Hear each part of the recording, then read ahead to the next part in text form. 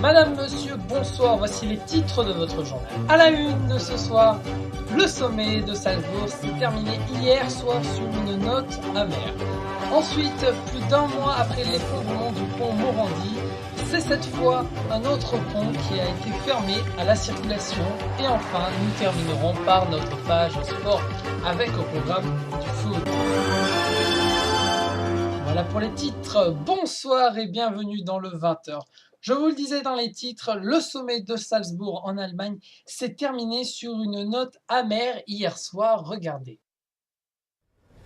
Les chefs d'État et de gouvernement de l'Union européenne demandent au Royaume-Uni de faire un effort supplémentaire pour conclure les négociations sur le Brexit. Les propositions britanniques, appelées plan de Chequers, sont encore jugées insuffisantes par les 27. Les propositions faites en l'état aujourd'hui ne sont pas acceptables, tout particulièrement dans le domaine économique. Et en l'état, le plan Chequers ne saurait être un plan à prendre ou à laisser. Pour la première ministre britannique, il n'est pas question de céder aux demandes de ses partenaires sans prendre en intérêt du Royaume-Uni. Il n'y a pas de contre-proposition sur la table à l'heure actuelle qui répondent et qui respectent le résultat du référendum. C'est ce que nous avons mis en avant. Les négociations butent sur la question irlandaise et la perspective d'un Brexit sans accord est dans tous les esprits. Une sortie sans accord n'est pas mon hypothèse de travail, mais si cela devait arriver, nous sommes prêts parce que la Commission a préparé en détail toutes les conséquences en cas d'un non-accord. Ne soyez donc pas inquiets, mais rassurés.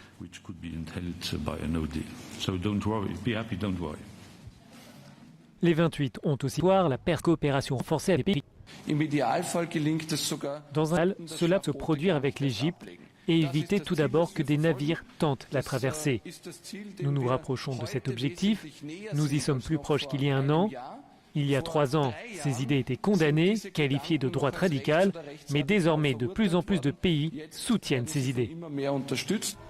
Si ce dossier n'a pas provoqué de tensions majeures lors du sommet informel, les États membres semblent rester sur leurs positions respectives.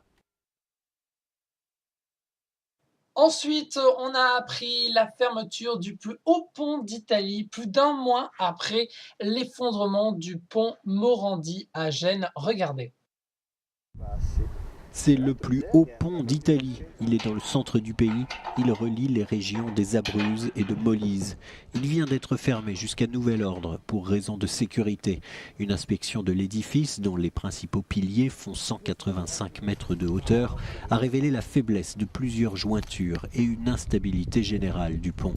Le pilier principal a même légèrement tourné sur lui-même avec les années. La construction du viaduc de Sente Longo a été achevée en 1977. Depuis l'effondrement du pont Morandi à Gênes, de nombreuses inspections ont été faites sur les ponts italiens. Le tremblement de terre de magnitude 5,1 du 16 août dernier a renforcé les inquiétudes. Parlons maintenant écologie avec l'inauguration de la première éolienne dans la mer. C'était cette semaine. Regardez.